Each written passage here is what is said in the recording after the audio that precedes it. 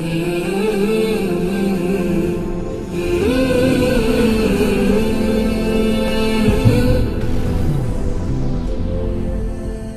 منظر کسی جنگ زدہ علاقے کا نہیں بلکہ یہ پاکستان کی ٹاپ یونیورسٹی قائد-اعظم یونیورسٹی اسلام آباد کا ہے۔ یہاں لاتوں، مکوں اور ڈنڈوں سے ایک دوسرے کو پیٹنے والے کوئی مقابل فوجی اہلکار نہیں، بلکہ یہاں پر تعلیم حاصل کرنے والے مستقبل کے معماروں کا ہے۔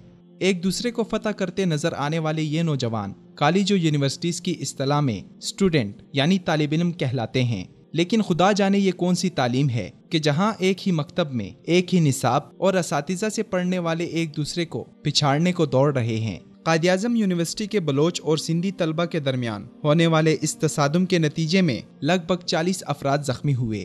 پولیس طلب کرنے پر طلبہ کہلانے والے ان غنڈوں نے پولیس پر بھی پتھراؤ شروع کر دیا، جس کے نتیجے میں کئی طلبہ و طالبات کو چوٹیں آئیں۔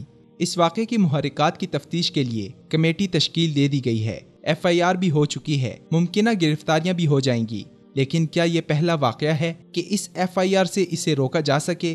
حال ہی میں پنجاب یونیورسٹی میں 2 طلبہ گروپوں میں تصادم، عبدالولی خان یونیورسٹی میں لڑائی، ہزارہ یونیورسٹی میں دنگا اور فساد کے علاوہ کئی سالوں سے مختلف یونیورسٹیز میں یہ غنڈہ گردی اپنے عروج پر ہے۔ تلاش لینے پر یہاں مقیم طلبہ سے خطرناک ہتھیار اور منشیات وافر مقدار میں برآمد ہوتی رہیں، لیکن کیا صرف چند دن کے لیے یونیورسٹی کو تالا لگا دینے سے اس ناسور کا خاتمہ ہو سکے گا؟ پاکستان کے بڑے اور اعلیٰ قومی تعلیمی اداروں میں صوبائیت اور لسانیت ایک زہر قاتل کی صورت اختیار کر چکی ہے۔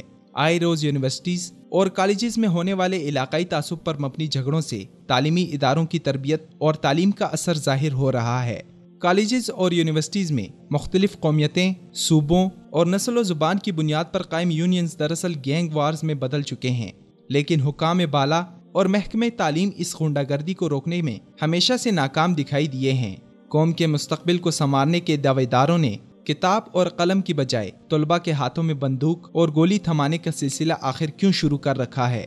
کیا کسی مدرسے میں ایسی لسانی، صوبائی یا نسلی بنیاد پر لڑائی ہوئی؟ اگر ہوتی تو کیا ہماری ریاست انہیں نیست و نابود کرنے میں کسی قسم کے تردد کا شکار ہوتی؟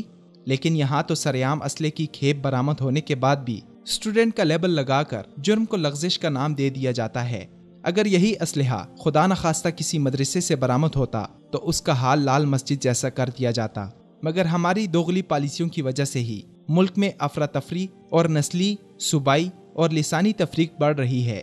یہی طبقاتی نظام تعلیم ہے جس نے کالجوں اور یونیورسٹیوں میں نسلی تعصب سکھایا۔ اسی نصاب نے امیر و غریب کے لیے الگ راہیں مقرر کیں، اور یہی طبقاتی نظام تعلیم ہی اس قوم کے مستقبل کے لیے خطرہ ہے۔